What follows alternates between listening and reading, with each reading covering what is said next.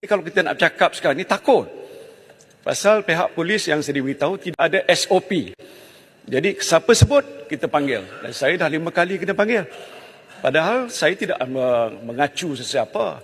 Jadi boleh tak yang Bapak Menteri minta supaya Ketua Polis tarik balik kenyataan itu dan berikan penjelasan secara terperinci. Yang keduanya saya nak tahu tentang status kalimah Allah. Di manalah kedudukannya dan bagaimanalah cara kerajaan nak menyelesaikan masalah itu. Terima kasih. Sila Menteri. Terima kasih. Rakan saya dari Pago. Kalimah Allah. Ekoran keputusan Hakim Mahkamah Tinggi dalam kes Jill Island lawan Kerajaan Persekutuan. Tan Sri sedia maklum bahawa keputusan itu memenangkan Jill Island atas asas bahawa Jemaah Menteri pada mesyuarat 1986 dulu terhadap 4 istilah telah diberikan keputusan yang dianggap sebagai partially banned. 4 istilah. KDN sebagai kementerian yang mengawal selia melalui Akta Penerbitan dan Mesin Cetak mengeluarkan arahan pentadbiran beberapa bulan selepas keputusan Jemaah Menteri. Arahan pentadbiran di bawah KDN melalui bahagian PK ialah totally banned. Jadi hakim perbicaraan Mahkamah Tinggi, dia sebut mahkamah ini mahkamah sivil. Dia bukan nak buat keputusan mengenai teologi. Isu ini isu administratif, ada percanggahan antara keputusan Jemaah Menteri dengan arahan pentadbiran yang dikeluarkan oleh KDN. Dia buat keputusan berasaskan kepada percanggahan itu. Mahkamah Tinggi. Peguam Negara kemudian menasihati bahawa kita tidak meneruskan rayuan. Sebaliknya, arahan pentadbiran itu tidak lagi boleh digunakan pakai kerana keputusan Mahkamah Tinggi. Maka kita mengadakan arahan pentadbiran yang baru. Bagaimana arahan pentadbiran baru? Kita telah mengadakan sesi libat urus 5 kali.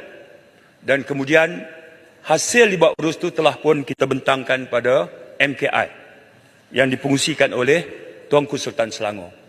Saya dipahamkan agenda tentang hasil libat urus itu sebagai satu cadangan ke arah membina arahan pentadbiran baru dijadualkan akan dibentangkan kepada Masyarakat Raja-Raja yang akan bersidang di antara 25 hingga 27. Okay, itu hasil sekarang ini ya. Hasil perbincangan dah ada, dah dibentang pada MKI, dipengusi Sultan Selangor dan dijadualkan dibentangkan oleh Sekretariat MKI kepada Majlis Raja-Raja. KDN akan mengambil panduan daripada situ untuk mengadakan garis panduan yang baru bagi isu penggunaan kalimah Allah. Baik.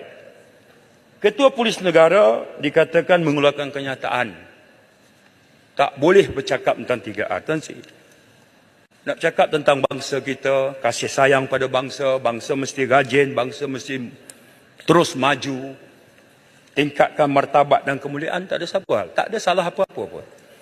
Teruslah cakap, tak ada isu apa. Okey? Tak ada. Yang tak boleh apa? Yang tak boleh kalimah macam ini. Mengundi Pakatan Harapan adalah bahaya kerana Pakatan Harapan menaja kumpulan Yahudi. Itu tak boleh lah. Ya. 17/11/2022 5 petang aduan telah dibuat di atas ucapan Paguh dalam ceramah Mega PN Best 16/11/2022 di Padang Bukit Mo, Parit Jawa. Yang ini disebut. Jadi polis terpaksa buka siasatan sebab ada aduan. Apa kalimahnya? Nak cakap tentang bangsa Melayu, Islam agama yang suci, murni, silakan. Tapi bila sampai kepada bahaya Pakatan Harapan kerana menaja kumpulan Yahudi dan menyebabkan kristianisasi di Malaysia, polis siasatlah. Ya, kalau polis siasat datang ini, Tan Sri dipanggil lah. Tak adalah hina dipanggil ke balai polis, tak ada apa. Bagi kenyataan 112 ambil. Itu aja. Kenyataan macam ini. Contoh, kenyataan bagaimana yang polis siasat. Bagi contoh. Baik.